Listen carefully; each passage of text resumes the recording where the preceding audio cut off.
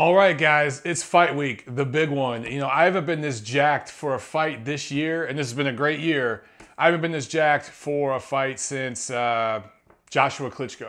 And the difference is I'm going to this one, right? Canelo Golovkin, the big one. Reminder that this month's issue of Boxing Monthly magazine has all kinds of coverage of the fight, including my preview article, When the Time is Right. So be sure to check that out. You guys know that if you can't get the actual magazine in stores, you could go to the Boxing Monthly app. So make sure you check that out. Hope everyone had a really good Labor Day weekend. I know mine was great. Tiffany and I went to Chicago, and it's another one of those great American cities that we just, you know, we're checking out. We're kind of checking out different American cities this year and next year. And I've always loved Chicago. Actually, I have some roots there on my mom's side of the family. But, you know, the weather was perfect. We took the river boat tour, which is fun. I recommend it to everyone. Even if you've done it before, do it again. It's always a good time, especially when you do it right before sunset. You're out on Lake Michigan, sun starts going down, you see the skyline there, it's beautiful. Got some great food. Had a great time, rested up a little bit, got prepared for the huge boxing schedule coming up. Guys, there's a ton of news and notes to catch up on. Of course, we were gone for a week during the holidays, so let's catch up on news and notes, and then we got a lot of stuff to review and then even more to preview. Okay, so much went on during the last week and a half while we were out here at TNC that I can't cover it all, guys. I'm sure I'm forgetting things, but going back to Mayweather-McGregor, everyone's favorite topic. I know, guys, stop groaning. I have to report about this because, again, it's a story. The fight generated about $55 million as far as the gate. Now, that is the second best gate revenue in fight history in Vegas. So it is a big deal, but remember, all those media outlets, including some main streamers who wanted to have that ringside press pass, that were reporting that this thing did 60 million in one day. You know, in a day everything was sold out. They were lying. They were actually lying. And that includes Leonard Ellaby, who is a liar. 55 million is the real figure. Mayweather-Pacquiao, for a comparison, did 72 million, but the $55 million figure with May-Mac obviously beat out what was previously the second best, which I think was Mayweather-Canelo, which I think did somewhere around 30, maybe 20, 30 million. So still, I mean, it made a ton of money. We all knew it would though, right? They sold 13,000 tickets. The T-Mobile Arena can hold a little over 20,000. That's the maximum capacity. I think Mayweather-Pacquiao did about 16,000.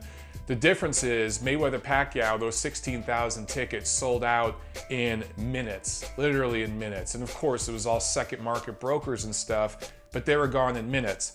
Mayweather-McGregor tickets were selling during the undercard. There were still tickets selling during the undercard. How do I know that? Because some of the ticket brokers I talked to told me that themselves. They actually sold them that day during the undercard. So look, made a ton of money, was a financial success, but not anywhere near some of the projections that you're hearing from people involved in the event. So there's a lot of hyperbole around that event, of course.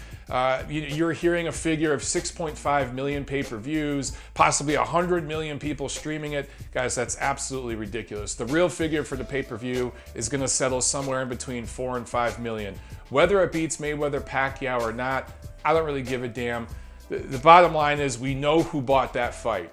They weren't boxing fans. The same people that were checked out after Mayweather-Pacquiao are still kind of checked out on both Mayweather and Pacquiao. They'll tune in when there's a challenge. They'll tune in when it's free TV or stream it if it's on pay-per-view. Those are the boxing fans who watch this thing. The people who spent their money, we know who they were. There's the Irish fans coming in, the MMA fans. So, all right, enough with Mayweather-McGregor. That fight has already gotten way too much coverage than it deserves. Let's talk about some good news, okay? Good news out of a really bad situation. New York State settled $22 million settlement with the family of Magomed Abdusalamov. the heavyweight that suffered a brain bleed and has had extensive brain damage. This was a few years back now, in a fight in that commission where the New York State Commission really screwed up, and they mishandled it from the get-go. It's been a long time coming. These things take a very long time to go through court, but the state ultimately settled $22 million for the family. That's wonderful. It's going to help pay for medical expenses and everything else. But guys, obviously, if you kept up with that story at all, you know just how much medical attention this man needs and how much assistance his family needs. Is 22 million really enough? I don't know, man. I don't know. Now, the thing is, this isn't taxed, so it's not like they're going to only keep 10 million of it. But you think of the medical bills they've already endured, and then the legal bills and all that stuff.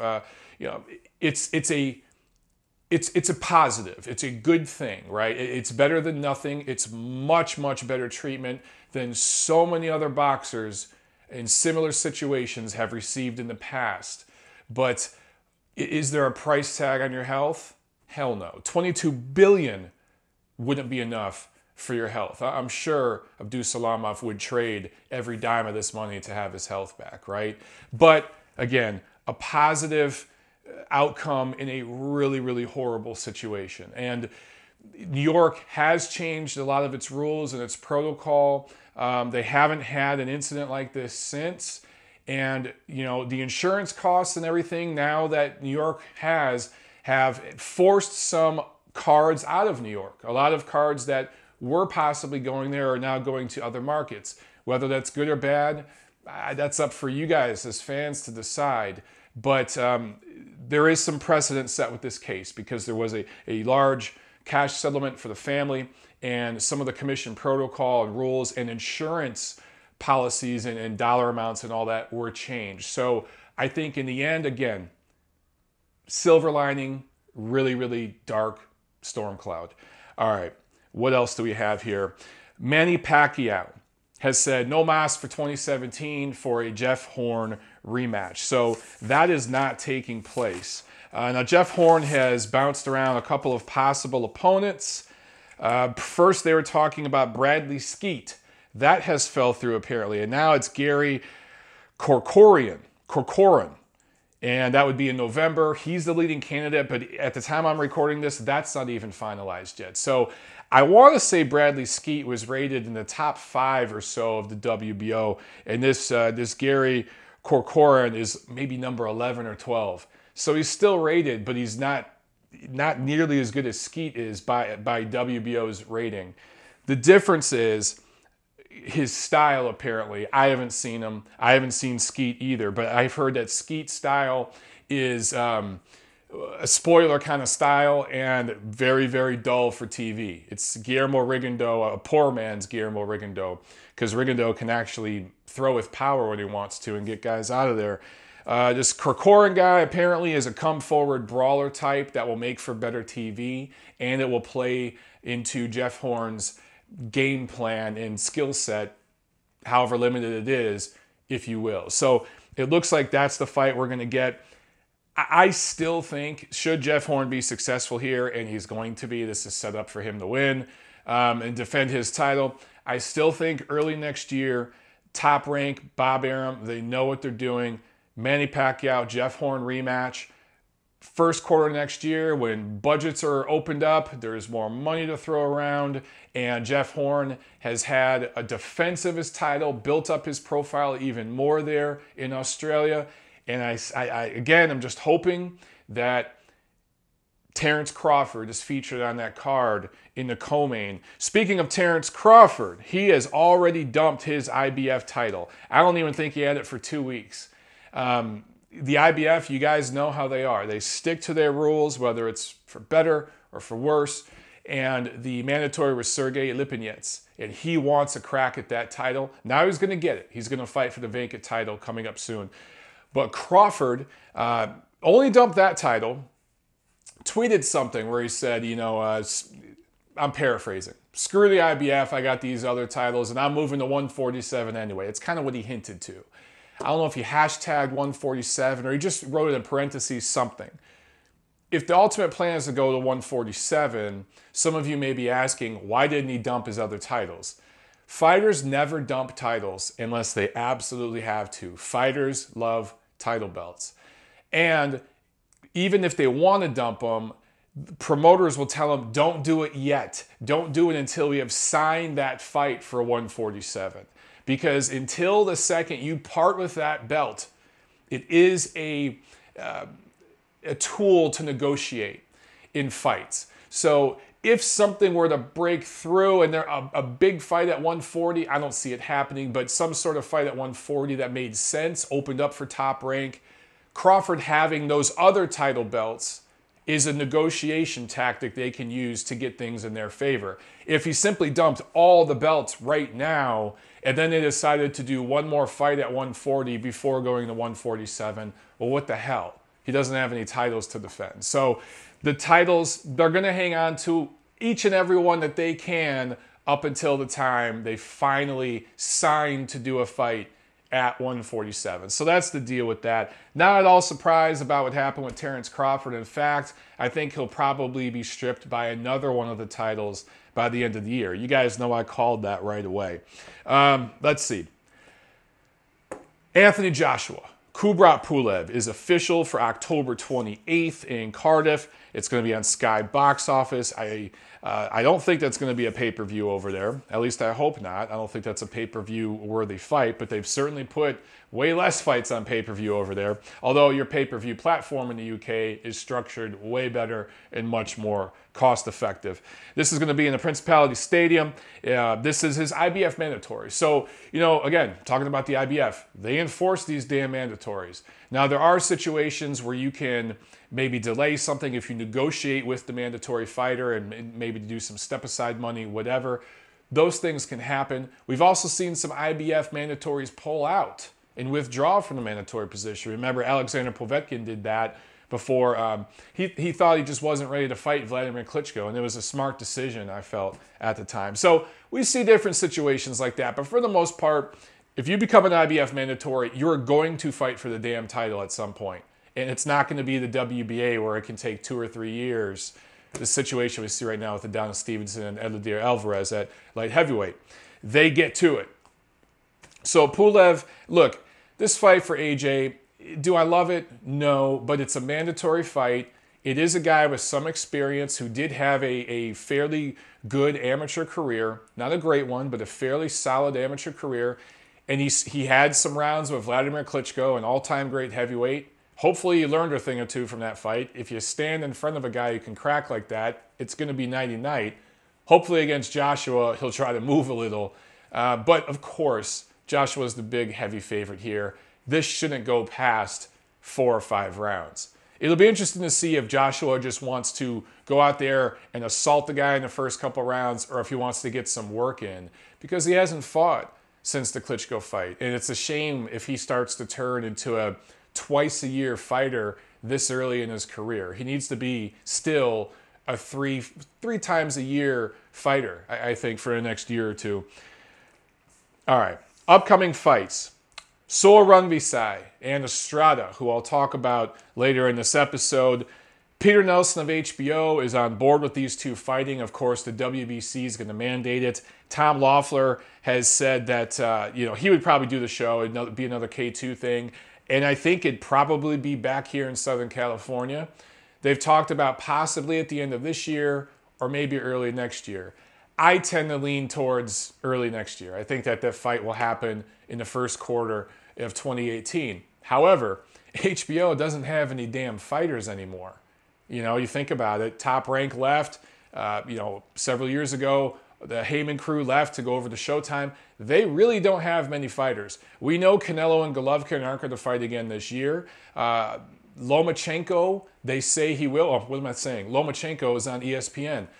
So, again, who do they have?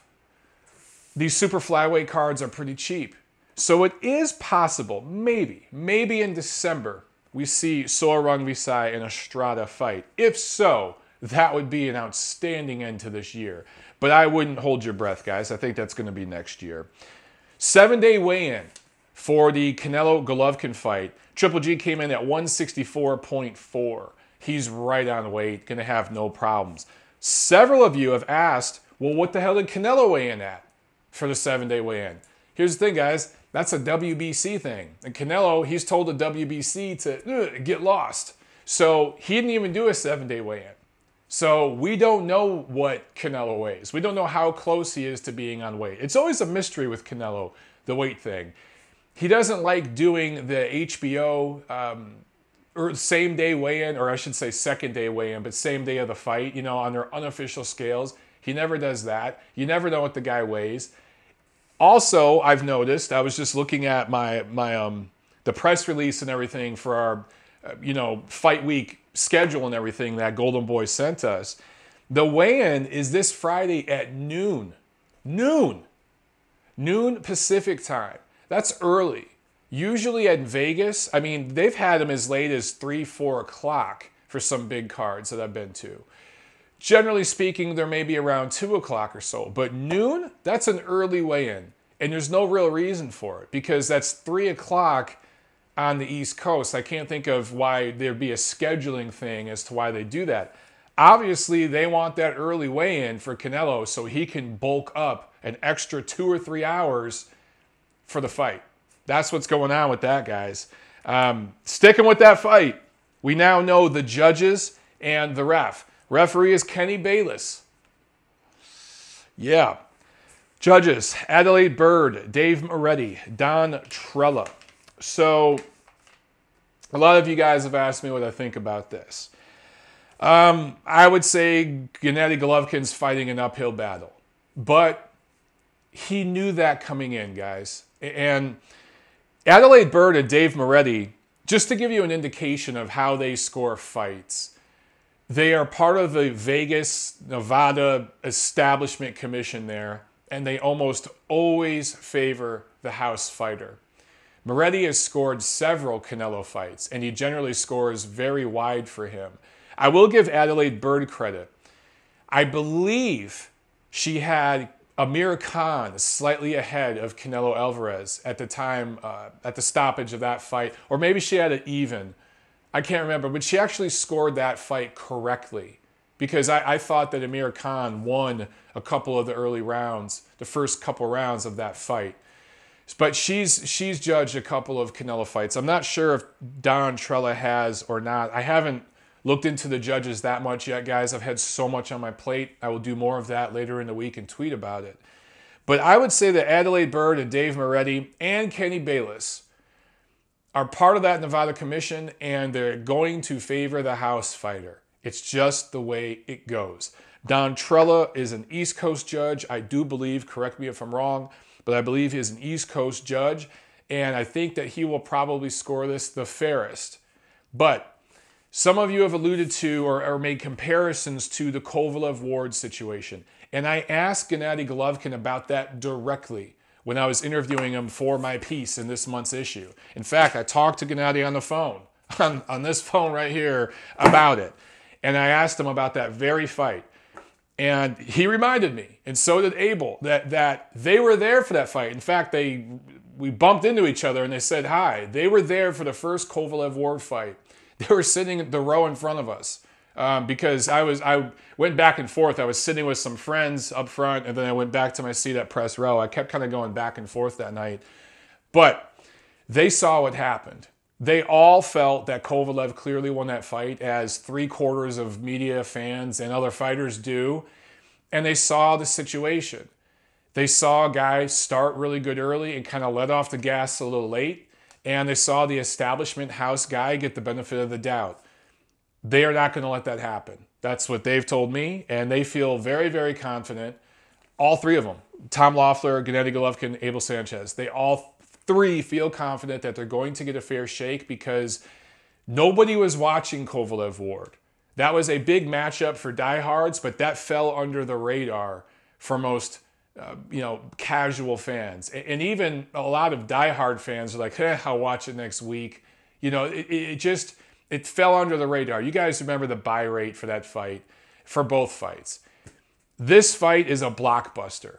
The mainstream sports media is talking about it. Everyone's involved. The stakes are very high. It's following up the shit show from a few weeks back, and they know that they're competing kind of with that. And as horrible as that whole event was, they know that they got to get this right because all the eyes are on them. A lot of the eyes from that event are going to be on this one as well, and they can't screw it up. So that's the feeling from the Golovkin camp. I think that they're going to let their fists do the talking with this. So don't worry too much about the judges. If there's a story there, you guys know that I'll keep it real and I'll talk about it. And by the way, if Canelo wins the fight and deserves to win the fight, and these judges screw that up and give it to Golovkin, I'll be the first to call them out on that too. It's just looking at the history, looking at the politics, looking at the A side versus B side here, I would say that two of these judges and the ref are clearly going to favor Canelo's side in this. That's, so if it's a close round, expect two of these judges to score it for Canelo. I do think the East Coast judge will probably score it fairly. And you guys remember, I kind of had the same feeling for the Kovalev Ward rematch. I can't remember all three names, but I remember Steve Weisfeld was the one judge I thought would score that fight correctly, and he did. When I talk about judges, when I talk about sanctioning bodies, guys, you know I keep it real, and I'm almost always right. Sometimes I screw it up, but I'm almost always right with this stuff. So trust me on this one, all right? Okay, World Boxing Super Series. Now we'll talk about the kickoff fight for this that happened last Saturday, but a lot of you have complained, rightfully so, as I have, that there's no American TV outlet. And in fact, I've contacted the people at the WBSS and have not received any information. Well, they won't give me any info. They won't respond. And I'm not the only one that they've blown off. I know several guys who have asked them what's going on with this, and there's no response. The rumor mill here, and I'm not reporting this as fact, I'm reporting this as a rumor. And you guys have seen some social media posts about this from people that, are in the know. Apparently, Schaefer went to his old pal, Al Haymon, Richard Schaefer, who's doing the World Boxing Super Series. He's the lead promoter, putting everything together. He's kind of like, think of him as the project manager of the whole thing. He went to his buddy Al Haymon, and they used to work together back when Tricky Dick was heading up Golden Boy Promotions, right? He said, look, I want to bring this thing to Showtime. Because obviously, this tournament isn't going to go to HBO. And it's something I didn't think about before, but with Golden Boy Promotions' relationship with HBO, and HBO being screwed by Richard Schaefer once before, and Golden Boy Promotions being screwed by Richard Schaefer even worse once before, they're not going to deal with Richard Schaefer anymore. Plus, they're not heavily invested in the Cruiserweight division. They're not that invested in the super middleweight division either. So this thing was going to Showtime if it was going to go to an American network. It made a lot of sense on Showtime. But apparently, Al Haymon is blocking it. He don't want the competition. That is the rumor going around. I can't give many more details than that. More specifics will probably be coming out. Apparently, Schaefer and Haymon aren't too happy with each other right now, and there's some beef going back and forth. But apparently, Schaefer wanted this thing to be on Showtime on American television. And Haymon, because PBC is having so much financial issues, is having to take most of his cards to Showtime, and they only have so much budget to throw around. The foreign TV rights for these fights, and a lot of these World Boxing Super Series fights are foreign. They're not in America. So those do come cheaper, but there are some in America. There's one coming up in San Antonio soon, right? I think one was just scheduled on the East Coast somewhere. It was in New York or New Jersey, somewhere over there. So there are going to be some in America that will cost more money. And Haymon wants that budget for his guys, for his PBC thing, because there's no network that's riding with PBC right now, at least not consistently for their bigger cards, for their bigger stars. They need that Showtime budget all to themselves. So apparently, that's the rumors around the water cooler. I'm sure we're going to hear a lot more about this. Okay, one last thing, and then we'll get into fight reviews. Adrien Broner, I'm sure you guys have all heard about this, knocked out some guy on the Vegas Strip. And what was interesting is it was literally the same night, later the same night, as my good friend Scotty Buck, seen here in this picture with Adrien, that made it to TMZ somehow. He was hanging out with him, or met him, and, you know, said, hey, can I take a picture? Scotty's a former fighter, very, very passionate about the sport, knows his stuff. And he's been a guy who's followed Broner. And he thought Broner had a lot of talent. And he's, you know, like many of us, very disappointed in him. Later that night, Broner got in some fight. There was some chick he pushed, and then he cold-cocked one dude on the street. Just one shot. You could tell this guy is just a civilian. Had never probably been punched really before. Went down just off of one shot, and it wasn't even Broner's best shot. So, look, Broner is a complete basket case. I've been saying this for years, and now it's literally like, you know, stating the obvious, but it's going to end bad for Adrien Broner. Even Floyd Mayweather, who's tried to mentor Adrien Broner, you know, reel him in a little bit, even he can't. And we all know the problems Floyd has had. Floyd has gotten bailed out of a lot of his problems because of his money and power and influence in the state of Nevada. He pretty much is to Nevada what LeBron James is to Ohio and Cleveland, right? So Floyd can kind of buy his way in and out of trouble, or buy his way, reduce the trouble, reduce the sentence, right? Adrien don't have that. He don't have that power and influence. He's not a superstar. So there's going to come a point where this guy, I'm telling you right now, he's going to end up broke as hell with a long criminal record and do some serious jail time, and he might even die young. I don't wish this upon him. It's what I see. And it's because we've seen this story play out in the boxing world many times before. He may as well stamp it on his forehead. The guy's troubled. This is not going to end well. On Saturday, September 2nd in Mexico, Antonio Margarito scored a technical decision after the 7th round against Carson Jones. The scores were 68-64 and 67-65 two times. Jones was deducted a point in the 5th round for headbutts. I believe one of those butts, I guess there were several of them, one of them caused a cut on Margarito's right eyelid, and ultimately that's what put a stop to the fight. A lot of controversy surrounding the stoppage. Margarito started pretty well, but after literally 2 or 3 rounds was pretty much losing pretty clearly. Maybe after 3 or 4 rounds, he was starting to really get beat up. In the 6th and 7th round, he just was getting beat up, tuned up by Jones.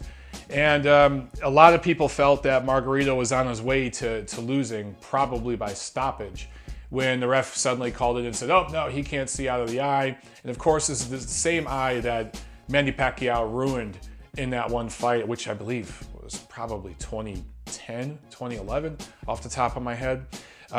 So it's just never been the same, and it always busts up, and that was the case. So look, Margarito gets a victory here. Whether you want to say it was shady or he escaped narrowly, whatever side you ride on, he wants a 3rd fight with Miguel Cotto. Cotto wants a high-profile but winnable fight in December to close out his career. From a financial standpoint, from a storyline standpoint, all of it, it makes sense. A Margarito-Cotto fight at the end of the year here in Los Angeles would sell. The tickets would sell. They could do it at a venue like the Forum or something like that, and they'd probably do pretty well with it. So we could possibly see that. Do I want to see it? No. I think at this stage in both men's careers, Cotto beats Margarito decisively. I thought he was beating him decisively in their rematch a few years back. But there are a lot of people that feel Margarito is coming on late in that fight, and that the New York State Athletic Commission protected Cotto in stopping that fight early. So there are a lot of opinions around Antonio Margarito and Miguel Cotto. Going back to their first fight, the scandal that happened after that, Margarito with the hand wraps against Shane Mosley. Admittedly, I was not on the beat. I didn't even live in LA when that stuff happened. I was still living on the East Coast. And, you know, I don't know the ins and outs. But, you know, I've talked about that incident with a few people that I really, really trust who were close to it, who feel that they honestly feel that Antonio Margarito was not wrapping the hands prior to that Mosley fight, and that a lot was exaggerated and made of that story. I don't know. To tell the truth, guys, I don't know what to believe, but I don't blame anybody for being suspicious of the guy. He has the right to make money. He served a suspension. However you feel about all that stuff, he did his time, if you will, and he has the right to make money and fight. I just think he's a completely spent bullet. Miguel Cotto is a faded bullet. He's well past his best. He can't beat an elite level fighter at this point, but he's still got a lot more left in the tank than Margarito. If they fight for a third time, I'm not interested in seeing it, but I know a lot of you out there will be, so that could be what happens. Sunday the 3rd in Kyoto, Japan, Daniel Roman scores a 9th round TKO over Shun Kubo to win the WBA Super Bantamweight title. Now, this was an important fight for several reasons. This was a Thompson boxing card. They didn't put on the card. It was the Japanese promoter. They had to go over to Japan to fight for the title, but Daniel Roman is a Thompson boxing fighter. They're a local club-level promoter here in the Los Angeles area. They do a lot of very, very fun shows in the area often, and they keep their fighters busy. And they've traveled to Japan and other places before for titles. They've come up short. This was the first time one of their guys went over there and won a title. And Daniel Roman, 27-year-old kid, can fight his ass off. Had a pretty decent amateur career, I found out, but is one of those guys that learned on the job. Had a couple of close, debatable, split decision losses early in his career, I think in his 4th, 5th, 6th fight, somewhere around there. So he's got a couple losses on his resume, but they're not bad losses. In fact, they were the kind of losses that improved him and made him a better fighter and prepared him for this title fight. Watch this fight on YouTube. Find it, guys. Go to the Thompson Boxing's YouTube page. They'll have it posted. And watch this guy fight this Japanese fighter. He went over there to the Lion's Den and just owned the guy from start to finish. That's a good division with a lot of good fighters. I think Daniel Roman is ready for all of them. Honestly, all of them. Including, maybe in another 2 fights, Guillermo Rigondeaux. I think by this time next year, Daniel Roman could give Guillermo Rigondeaux fits. But of course, Rigondeaux's probably moving up in weight because he has other things to worry about coming up, and who knows after that if he'll come back down. But for those of you who don't know, Thompson Boxing, since this was a Japanese broadcast, they did a rebroadcast of it in English where Steve Kim and Beto Duran called the fight, and I hosted the intro for the fight. I did an intro shot, and I interviewed Daniel Roman, and just talked about his career, the fight, and everything else. It was a really, really cool thing for me. It was my first real hosting gig for a fight card. And thank you, Thompson Boxing Promotions, for bringing me on board with that. We had a great screening party and a little after party last Friday. It was a lot of fun. And Danny Roman is a kid that gets it. I've been to several after parties, screening parties, and stuff like that with a million fighters. I've been to a bunch of them. Danny Roman didn't have a drop of alcohol, and he left at about 10 o'clock p.m. It was us media guys and some of the promoter guys and some other friends and family who stuck around and drank beers and were doing shots and stuff. Danny Roman, not a drop of alcohol, out at 10 o'clock. Single, no kids, really smart kid, really, really good kid, bright future. So check him out. Look him up on YouTube. Okay. Friday, September 8th in Las Vegas. David Benavidez scores a split decision over Ronald Gavril to win a vacant super middleweight title. He improves to 19-0 with 17 knockouts. Was knocked down in the 12th round. Interesting fight. Look, I favored Benavidez big in this. I thought he was going to plow right through Gavril. A few of you on Twitter told me that I was wrong. And you know what? I was. You were right. Benavidez looked a little sloppy in this fight to me. Jab really wasn't there. He was throwing combinations and he was landing shots. And I thought that he was really dominating the early part of the fight and clearly winning.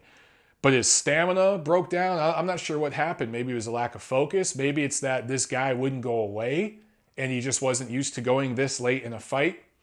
But Gavril hung tough and started to win the later rounds and started to really put some leather on Benavidez.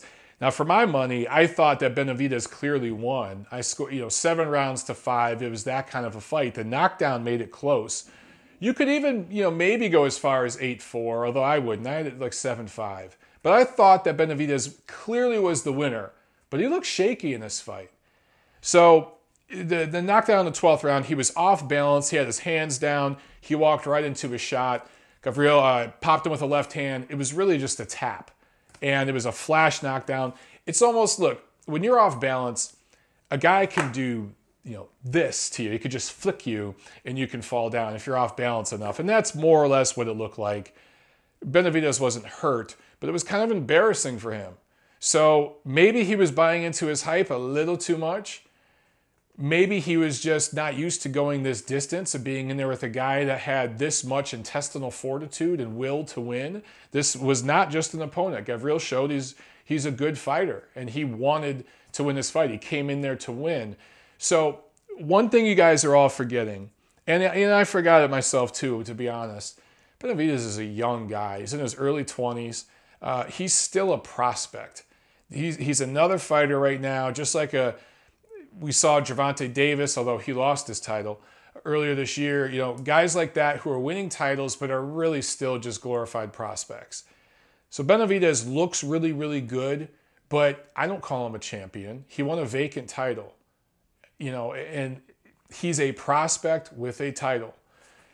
Am I ready to rate him at the top of the division? Hell no. There are several other super middleweights I would favor at this point to beat him, but there's a lot to work with there. So let's see what he can do. Let's see if he learns from this fight. I talked about this earlier. Dave Moretti had this fight 117-111 for Benavidez. And remember, he was knocked down. So without the knockdown, that's 118-111. That means he had Benavidez winning 10 rounds. Benavidez did not win 10 rounds of this fight. Adelaide Bird had it 116-111.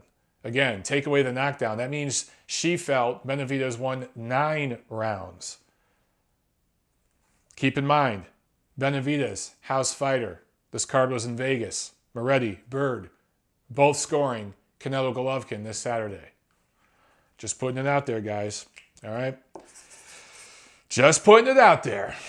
All right, Saturday, November 9th. Or November, Jesus. Can you tell I'm tired? It's been a long, long Monday, okay? Saturday, September 9th. We had a stacked fight schedule. Let's start over in Berlin, Germany, where Oleksandr Usyk and Marco Huck kicked off the World Boxing Super Series. And Usyk scores a TKO10 win, the 3rd defense of his WBO Cruiserweight title. Huck has now lost 3 of his last 5 fights. Usyk will now face the winner of the September 30th fight between Marius Bredis and Mike Perez. So you figure those two will fight probably early next year, the winner of those 2 fights, because it's probably not enough time to schedule a fight in December. We'll see. They say they want to do it by the end of the year, but I don't believe them. This fight was aired on German TV station SAT1. I don't know the TV ratings yet, but I'm sure it did a pretty good rating because Marco Huck is well known with the German fans. He, wasn't born there, but moved there and made his career there and really, really became a favorite of the German people. He really was a player in that cruiserweight division for a long time.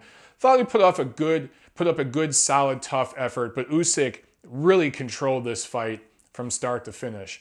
Good, solid performance for Usyk, who wins the first quarterfinal bout of the World Boxing Super Series. What a shame that this fight wasn't on Showtime where it should have been.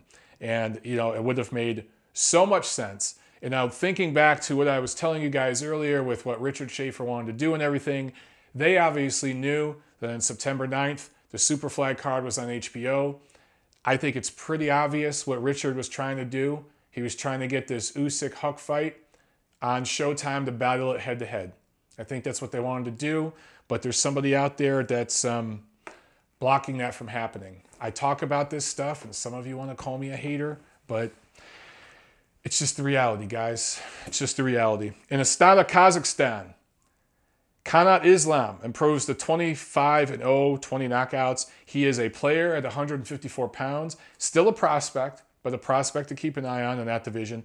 Scores a TKO9 win over Brandon Cook, wins a minor title, moving up in the WBO and WBA ratings. Still hasn't fought a really solid opponent. He's ready, though. Let's see him fight a guy in the top 10. Let's see it happen. Now, StubHub, Superfly. What a great card. And I bumped into so many of you guys. It was awesome meeting some of you from different parts of the world, literally different continents. It was so great. This whole card was very, very international. Of course, the fighters, you had Brian Viloria, who fought on the undercard, who's a Hawaiian fighter of Filipino heritage. You had Juan Francisco Estrada, Carlos Cuadras, two Mexican guys. Naoya Inoue, Japanese fighter, against Antonio Nieves, who's an American fighter of Puerto Rican descent. And then you have Srisakset Rungvisai, a Thai fighter, against Roman Chocolatito Gonzalez, a Nicaraguan fighter. And you saw representations of all of this in the crowd. I saw my man Loon Leo, who's from Australia, lives in Colombia, flew to LA to see this fight. My man Thomas Savage from the UK. So I have people coming from different parts of the world who didn't necessarily have an ethnic tie to this card or anything, but just realized what a great card it was. Real boxing purists flying across the world to see this thing. Some good and some bad. Now, let's talk about all the good, and that's what took place there at StubHub. I already talked about all the great international feel, the diversity, and I'm not trying to sound like, a rah-rah-rah social justice warrior cuck, but that's one of the things I do love about boxing. People from every corner of the earth are represented in this sport. Every creed, every religion, every ethnicity. Seriously, every nation just about. Almost every continent. They don't really have fighters in Antarctica, but you know what I'm saying. You have representation from all corners of the earth. And this card really symbolized that. And Brian Viloria scores a 5th round TKO over Miguel Cartagena. Juan Francisco Estrada wins a unanimous decision over Carlos Cuadras. Knocked him down in the 10th round. 114-113 times 3 were the scores. Naoya Inoue scores a retirement win over Antonio Nieves, defends his WBO title. It was at the end of the 6th round before the start of the 7th round. Nieves, who had been dropped a couple times, his corner called it quits, which was the right thing to do. And Rungvisai scores a brutal 4th round knockout over Chocolatito. I'm not going to talk too much about the fights and the action that took place because I did a ringside recap video. Most of you guys have already seen that. If you haven't, go check it out. If you have, check it out again, damn it. I shot that just minutes after that shocking main event. It was all still kind of like just sinking in, what we had just saw. I wanted to go down by the ring and shoot it, but Tiffany was like, no, let's go up in the stands and shoot down toward the ring. She had this idea for a shot in her head, and she was right. It was a really cool shot, and talked about the fights. Really, really great night of fights. Really, really great. Everything that took place in the arena. Even the brutal savagery, that's part of the beauty of boxing. The way Gonzalez, his career will never be the same. I think that he's pretty much done after that knockout. You could just see he was a spent bullet. All of that was good. Some of the aftermath, not so good. And that's what I wanted to talk about for a second here. So my ringside recap video, the first comment on it was a negative, idiotic comment. And unfortunately, it represented a portion of the fan base. And on Twitter, on YouTube, Facebook, all these chat rooms and various boxing sites, you guys know them all, that are now almost seizing this opportunity to call Chocolatito a bum and a hype job.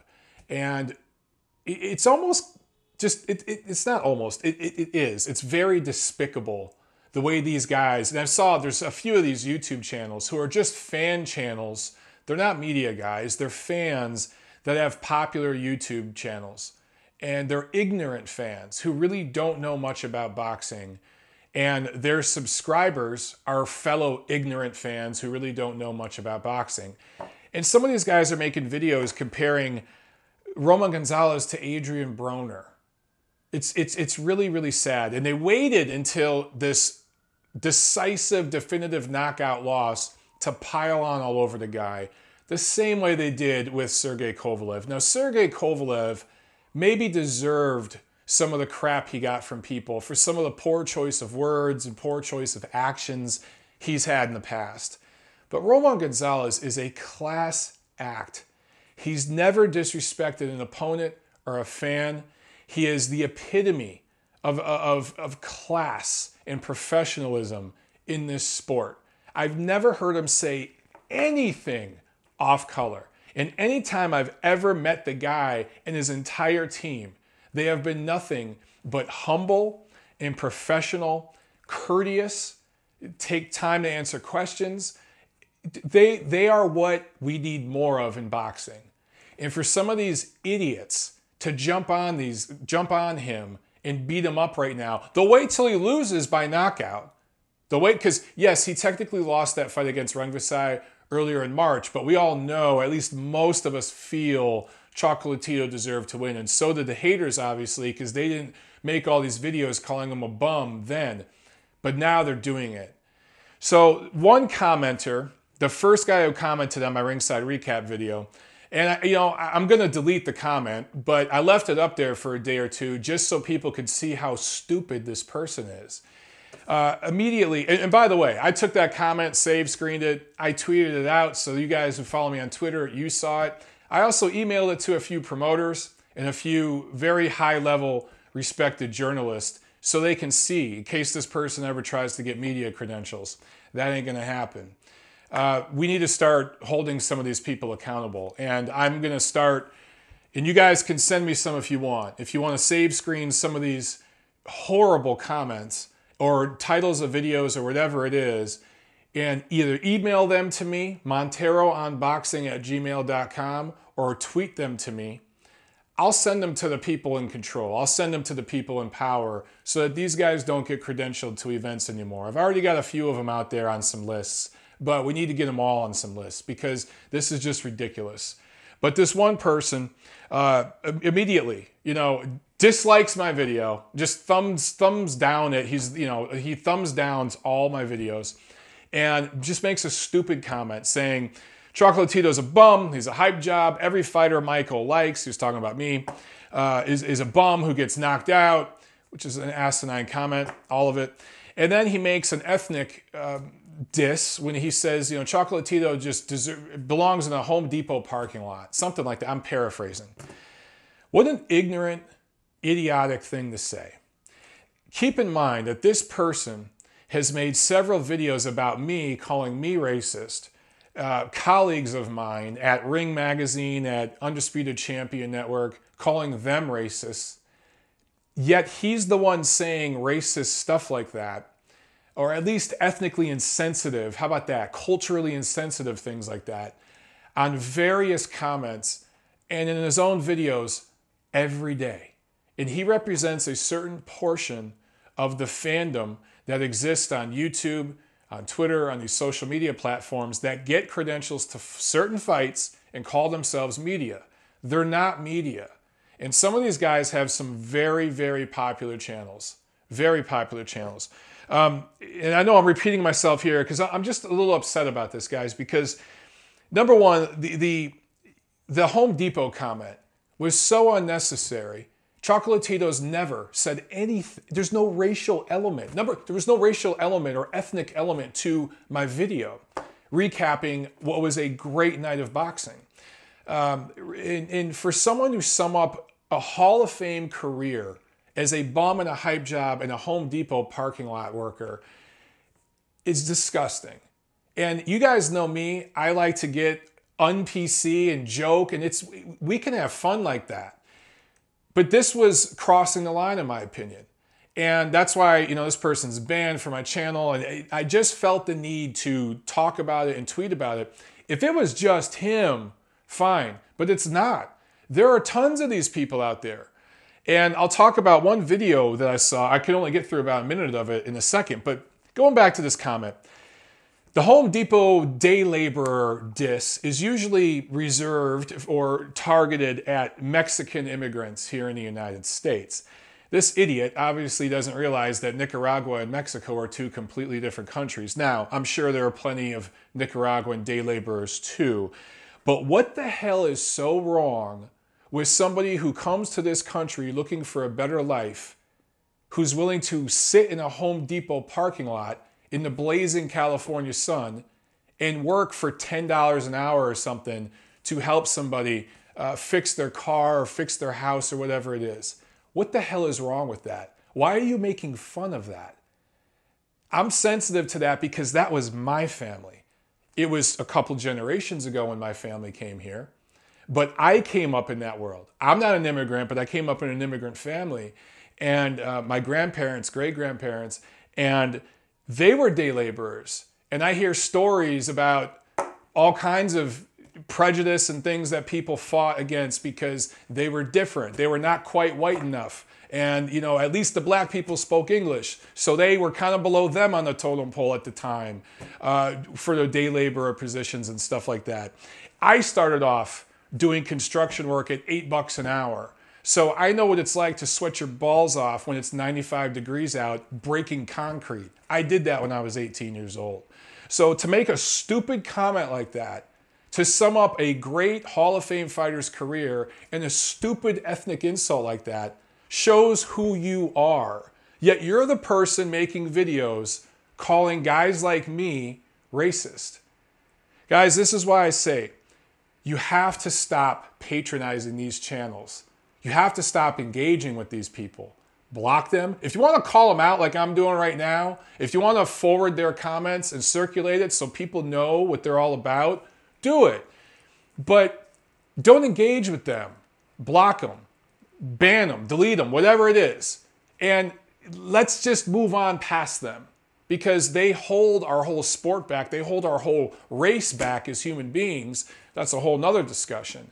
But when you see videos calling somebody like me a name, or somebody like Steve Kim or Doug Fisher a name, consider the source. Who's making the video? Is it a credible person that does objective work? Or is it an ignorant, biased idiot like this one particular person?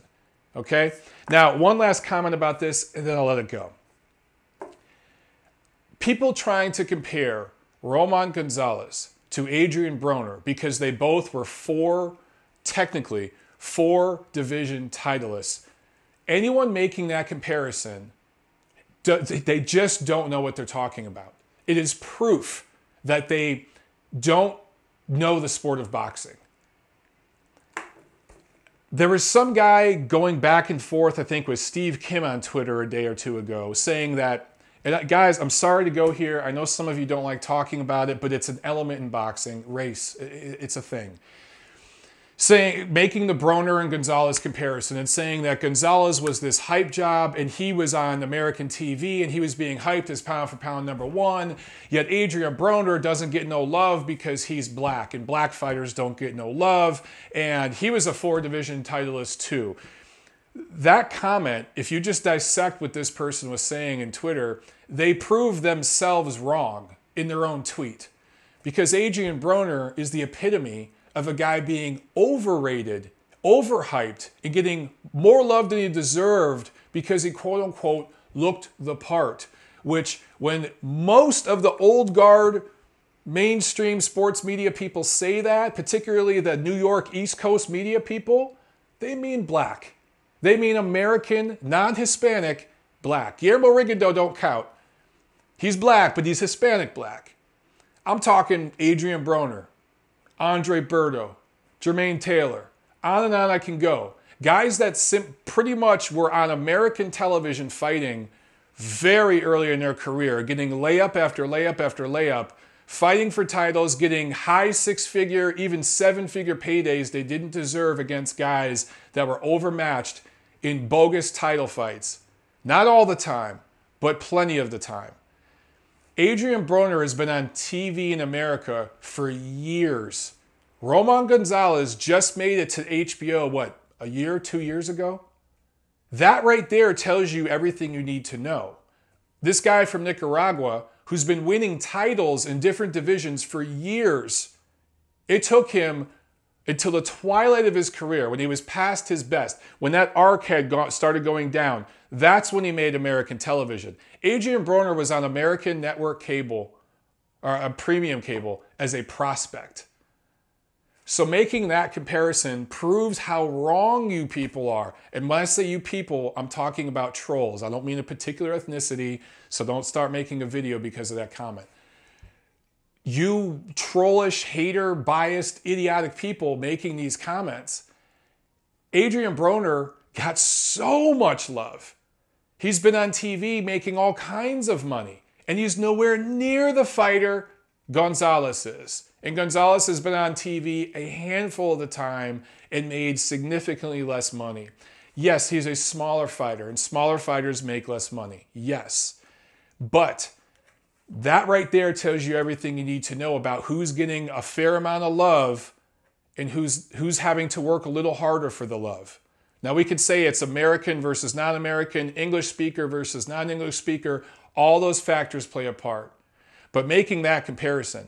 There was even one of you guys on Twitter, I can't remember who it was today, saying Gonzalez fought a bunch of guys I never heard of, and you were putting them pound for pound number one. Well, just because you never heard of them doesn't mean they weren't great fighters. It just means you don't know what you're talking about. Because even going down to 105 pounds, Gonzalez was fighting the best fighters in the division. You look at his first fight at 115, he went right to like the number one guy. And then the number one guy again, and then fights him again. So even a guy like McWilliams Arroyo, which I think was Chocolatito's last flyweight fight, a lot of you probably never heard of him. The Arroyo brothers were very good boxers and had very good amateur careers in Puerto Rico. They know how to fight. They are good fighters. McWilliams Arroyo is probably better than anybody Adrien Broner beat. Definitely better than anybody Adrien Broner beat for a title. And that's just McWilliams Arroyo. That's not one of Chocolatito's best wins. It's up there, maybe top 10, okay? But maybe I'll make a video breaking down Chocolatito's entire career. But guys, stop clicking on these damn videos. You know, giving these guys, even when you click on the video to write a shitty comment or something, you're still giving the guy a click. And when you go on there and you get in a chatting, you know, a war, a discussion with somebody and you're leaving 20 comments, every time you go on there, you're patronizing the guy's channel. Just block these dudes and ignore them. And for the people that leave nasty comments on my channel, look, it's one thing if you disagree with what I'm saying and you want to have an intelligent argument. But coming on here and saying that a first ballot Hall of Famer is a hype job and a bum, throwing a thumbs down on my video without even watching the whole thing, because I can do the trending analysis reports and see how long you watched it, about 40 seconds, and then making an ethnic slur at the guy that has nothing to do with... If somebody makes a comment on this video pertaining to ethnicity or race or something, it would make sense because of what I'm saying here.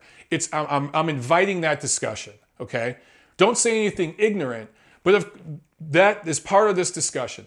But that ringside recap video had no ethnic connotation to it. So to bring that into it and then throw out an ethnic slur at an entire group of people who, by the way, have been carrying this sport now for decades, idiot, I'm not tolerating it on my channel anymore. Poof, you're gone.